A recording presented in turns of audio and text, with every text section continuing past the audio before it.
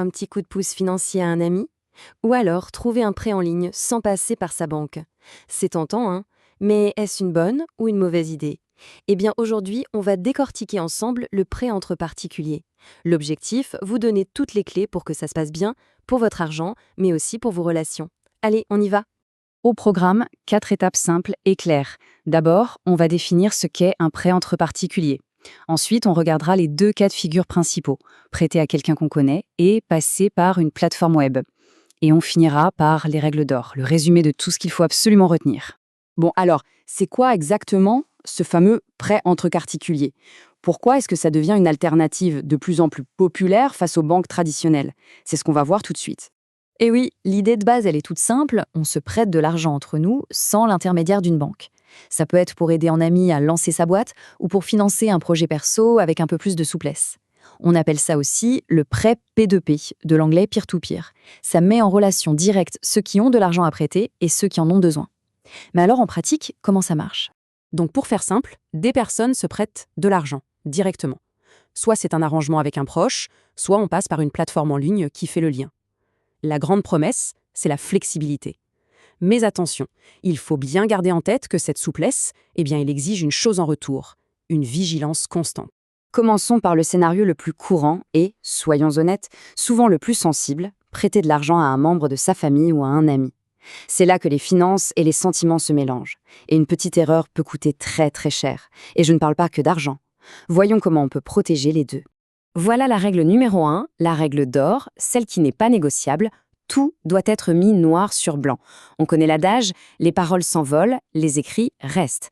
Même quand on se fait confiance, un accord oral, c'est la porte ouverte aux quiproquos, aux oublis. Un document écrit, ce n'est pas un manque de confiance, au contraire, c'est la preuve qu'on prend les choses au sérieux et ça protège tout le monde. D'accord, un écrit, mais on y met quoi dedans? Eh bien, voilà le minimum vital. L'identité du prêteur et de l'emprunteur, bien sûr, le montant exact, petite astuce légale, l'emprunteur doit l'écrire de sa propre main, en chiffres et en lettres, c'est important. Ensuite, on précise les modalités de remboursement, la durée et s'il y a un taux d'intérêt. Et pour finir, la date et la signature de chacun pour sceller l'accord. Et attention, ce n'est pas juste un bon conseil, c'est la loi. Dès que le prêt dépasse 1 500 €, sans un document écrit, il n'a aucune existence légale. En clair, si la personne ne rembourse pas, il sera quasiment impossible de faire valoir ses droits. C'est aussi simple que ça. Deuxième chiffre à mémoriser, 5 000 €. À partir de ce montant, que ce soit en une seule fois ou en plusieurs petits prêts qui s'additionnent, il y a une obligation de le déclarer au service des impôts. Normalement, c'est à l'emprunteur de faire la démarche, mais le prêteur a tout intérêt à vérifier que ça a bien été fait pour éviter toute complication future. Alors, pour cet écrit, il y a 2 grandes options.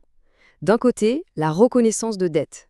C'est un document solide, une preuve, mais si les choses tournent mal, il faudra passer devant un tribunal pour forcer le remboursement. De l'autre côté, il y a l'acte notarié. Bon, ça a un coût, et c'est plus formel, mais sa valeur juridique est incomparable. Il est ce qu'on appelle exécutoire. Ça veut dire qu'en cas de non-paiement, on peut faire appel à un huissier directement, sans passer par la case tribunal. C'est la ceinture de sécurité maximale. Allez, on passe à la deuxième grande voie, les plateformes en ligne. C'est un monde qui peut être très pratique, mais c'est aussi un terrain de jeu pour les arnaqueurs. Ici, le maître mot, c'est la prudence. C'est la question à se poser avant même de créer un compte. Il y a des tonnes d'offres qui circulent sur Internet. Alors comment on fait pour distinguer une plateforme sérieuse d'une arnaque bien montée? Heureusement, il y a un moyen très simple et officiel de le savoir. Voici votre meilleur ami anti-arnaque, l'ORIAS. C'est le registre officiel de tous les intermédiaires financiers en France. Le réflexe à avoir, c'est d'aller sur le site orias.fr, de taper le nom de la plateforme et de vérifier 2 choses. Premièrement, est-ce qu'elle est bien dans le registre? Et deuxièmement, est-ce qu'elle a bien le statut IFP, c'est-à-dire intermédiaire en financement participatif? Si la réponse est non à l'une de ces 2 questions, le conseil est simple, on ferme l'onglet et on passe à autre chose. Au-delà de cette vérification officielle, il faut aussi faire confiance à son bon sens. Une offre incroyable reçue par mail ou par SMS? Un taux d'intérêt tellement bas que ça semble trop beau pour être vrai? Quelqu'un qui demande des infos très confidentielles par téléphone? Tout ça, ce sont des gros drapeaux rouges. Mais il y en a un signal d'alarme ultime qui doit déclencher une fuite immédiate. Retenez bien ça, c'est peut-être le conseil le plus important de tous. Aucun organisme, aucune plateforme sérieuse ne vous demandera de payer des frais de dossier, une assurance ou je ne sais quelle avance avant d'avoir reçu l'argent du prêt. Jamais. Les frais légitimes, ils sont déduits du montant qu'on vous verse. Si on vous demande de faire un virement pour débloquer votre prêt, c'est une arnaque. Point final.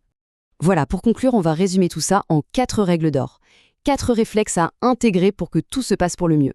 Voici les 4 piliers de votre sécurité. 1. On formalise tout par un écrit. 2. On déclare au fisc dès qu'on dépasse 5 000 €. 3. On vérifie l'immatriculation ORIAS de la plateforme. Et 4. La règle absolue. On ne paie jamais, au grand jamais, de frais en avance. Avec ces 4 réflexes, on est déjà beaucoup mieux protégé. Alors, au final, ce prêt entre particuliers, c'est une solution miracle ou un pari risqué? Eh bien, la réponse, c'est que ce n'est ni l'un ni l'autre. Ce n'est pas une solution magique, mais ce n'est pas non plus un champ de mine. C'est un outil financier qui peut être très puissant, mais à une seule condition, l'utiliser avec méthode et prudence. Le risque n'est pas une fatalité, c'est quelque chose qui se gère. Et maintenant, vous avez les clés pour y arriver.